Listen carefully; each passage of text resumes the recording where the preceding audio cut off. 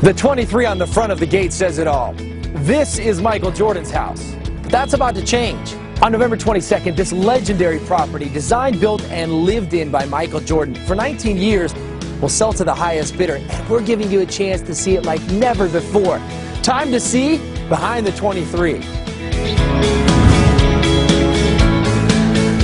In the next few minutes, an all-access pass to Michael Jordan's ultra-private compound. He was demanding that if you were going to come to the Breakfast Club, you were going to work. A former teammate reveals why Jordan's home was key to the Bulls' 6 titles.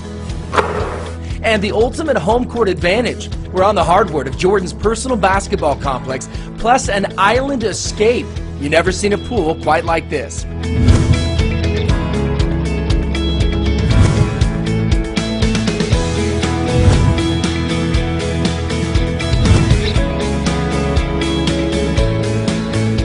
With a home this big, where do you start?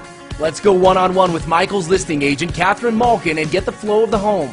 It sort of lays out so that you have living space here, office space over there, dining and kitchen. We had to stop in the dining room and show you a table that simply puts this room on the map. The table was actually made for him, and it's called the Baghdad table, so it is actually set up like the city of Baghdad, like a map grid. And all of the furnishings stay with the home. They all stay. And every room perfectly captures the light, whether it's the floor-to-ceiling formal living room, the great room, a relaxing private corner, or the eye to the sky above the kitchen table.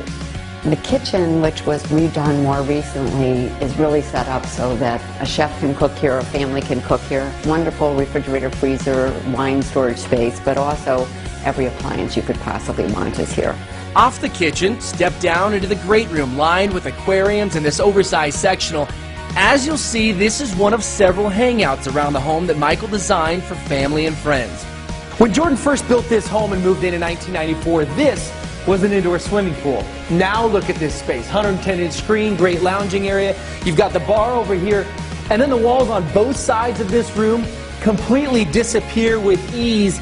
It's the ultimate in indoor-outdoor living. In fact, this sprawling patio can be accessed from 6 different areas of the home. At the center of it all, paradise, a one-of-a-kind infinity-edge pool. Smack in the middle, your personal island oasis. From a design perspective, this entire section of the home plays off the views and access of the pool and patio, including the 3-bedroom guest wing. The guest house has its own entrance, but it's also connected to the house. I was worried that maybe somebody would come and stay and never leave. It's so nice.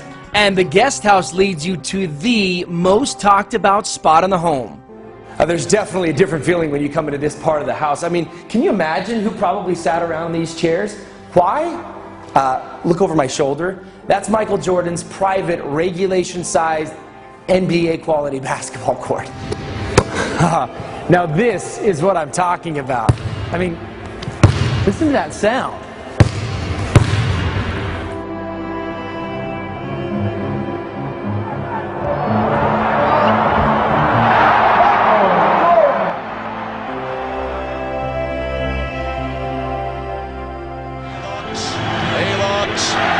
He gives to Jordan. Jordan to the circle, puts the shot in the air. Good! The game's over, and the Bulls have won. Jordan beat him at the buzzer with a jump shot in the circle, and Chicago. And that shot, you know what I'm talking about. Game 6, Utah Jazz over Brian Russell. I'm thinking there's a pretty good chance Jordan had already rehearsed for that exact moment right here. But title-clinching shots come with a price. And nobody would think that the greatest player to ever play the game will put in that much work before he gets on the court. It was amazing to watch. It was amazing to witness. Randy Brown is talking about the Breakfast Club. The current assistant general manager of the Chicago Bulls won 3 titles with Jordan and was part of a group of players who would regularly train at Jordan's home. It really started off with Michael, he and Tim Grover, and they kind of spilled over to Scotty, Ron Harper, and then myself. They would hit Michael's weight room down on the lower level of the house in the mornings before practicing with the rest of the team. They were intense. But where did the name Breakfast Club really come from? The chef was there. You know, it was easy for us to go work out and then have breakfast with his chef. But things have changed since the days of the Breakfast Club. The home has seen an extensive renovation, including much of the lower level. We did the wine cellar area that's behind it, but this used to be the exercise room. Now it became a card room, cigar room, just sort of a boys' room. And you would expect if this is a cigar room and there's the humidor right over here that you would smell smoke or something that hints this is a cigar room. Nothing. So there's a system that takes out all of the air that's not pure. It just smells good. Every part of the house, all filtered out. We told you there were some amazing hangout spots in the house, and we're not done yet. Let's go upstairs to a place that very few have seen. When Jordan wasn't winning championships with the Bulls, he was relaxing around his property. This was one of his favorite spots. This is actually the upstairs library, a room that he built when they remodeled the home in 2009. You've got your drop-down screen, and take a look at this space over here. In the adjacent room, there's the pool table, and the doors to this wing, not just any doors, but these are the doors that welcome guests to the original Playboy Mansion in Chicago up until 1974. Wow. You really can't do better than this. That's the great thing about the whole property, is that when you're outside, you're in an area that's completely away and on its own. And you're close to Chicago, so you'll have all of the things that you would want to do maybe in a big city. So we've shown you the 56,000 square foot home. Amazing. But this is a 7+ acre property. Michael brought in over 150 trees to line the property, creating ultra seclusion, ultra privacy. Then you have a pond fully stocked, a tennis court. It almost feels like you're on your own private golf course. After all, there is a PGA grade putting green right outside your door. And where else in the world will you find Jumpman flags? Pretty cool. The home, the 7+ acres, the legendary history, indeed an all-star lineup. I'm here with Nick Leonard. He's with Concierge Auctions and is actually the project manager here at the Jordan house. This originally listed at $29 million. You're telling me this will go to the highest bidder?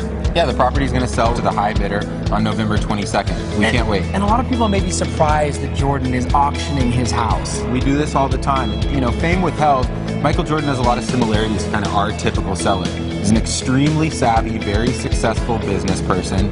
He has a spectacular property, one of a kind, and he's not using it. So he's taking control of the market, he's setting a sale date, and he's going to auction it to the high bidder.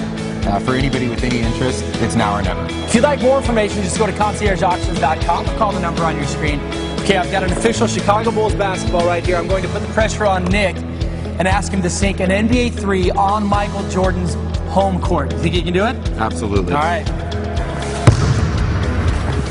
I think he got it! Yeah! Apparently, greatness rubs off. Don't forget, a new owner come November 22nd, the highest bidder.